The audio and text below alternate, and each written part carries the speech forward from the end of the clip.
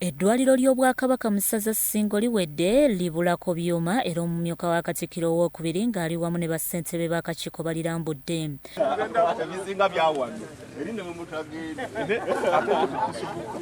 Mu bifo bye balambudde mulimu ewatuukirwa abalwadde, woodi z'abalwadde n'ebirala. Omumyuka wa Katikkiro owookubiri era omuwanika wa Buganda Oweekitiibwa Robert Waggwa Nsibirwa alambudde omulimu gw'okuzimba eddwaliro lino Limoteesa 2 erizimbibwa ku mbuga y'eggombolola ya Mumyuka Busimbi mu ssaza Ssingo ne yeebaza ebikoleddwa. Nga bwe mumanyi nti tulina enteekateeka nnamulanda gye bayita master plan. Omwaka ku mwaka tujja kuba nga tugattako maternity ward, tugattako mochale, tugattako wards endala nga bwe ligenda likola ki ligaziwa. Naye nga tusuubira nti omwaka ogujja nga tugunaggwako lijja kuba liguddewo tandika okuweereza abantu ba Ssaabasajja. Oweekitiibwa Waggwa Nsibirwa ayaniriziddwa mu kwenda Deo Kagimu era okusinziira kwakiikiridde yinginiya w'eddwaliro Mike Kiganda ategeezezza nti omulimu gw'okuzimba gutuuse ku bitundu 9 ku buli 100 nga we lituuse kwe kuteekamu ebikozesebwa okutandika okujjanjaba abalwadde. Okusinziira ku byetaagisibwa ndowooza ku 10 twakakolamu nga 9 ebisigadde bitono okulaba nti nno ekifo kino kitandika okukozesebwa.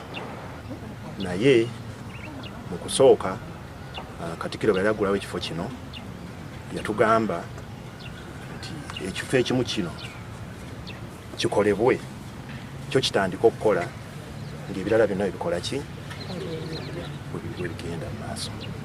Minisita wa Ssaabasajja Kabaka atwala ebyobulamu ne yafeesi ya Maama Nnaabagereka Oweekitiibwa Kotilida Nakate Kikomeko agamba nti amasaza gonna gaakufuna amalwaliro g'Obwakabaka wabula basooka kuzimbako gano 3. Enteekateeka ey'awamu gagenda kubanga era gayingiza n'abalwadde abasulawo, abalwadde abazaala, abakyala abazaala, abalwadde abalimu n'okulongoosebwa okutonotono.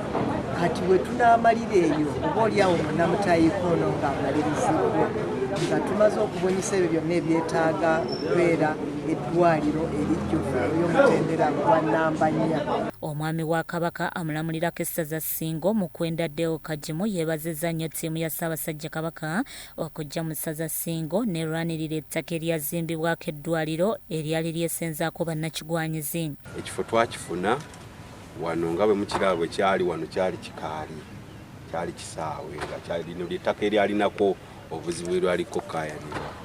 Naye twebaza ttiimu ya Ssaabasajja Kabaka bwe yajja ne tukwataganira wamu ettaka ne tulifuna. Ebikoleddwa ebyenjawulo ekikomera kyo kyaggwa. Ettaka lino tujja kulirambula eri yonna gye liyita. Naye wano wonna tusobodde okulaba nga waffe kati tusuubira okulaba nga bwe tunalaba ku pulaani awo tugenda okuteeka commercial building egenda okubeerawo egenda okuliikiriza eddwaliro lino nga bwe kiri mu nteekateeka.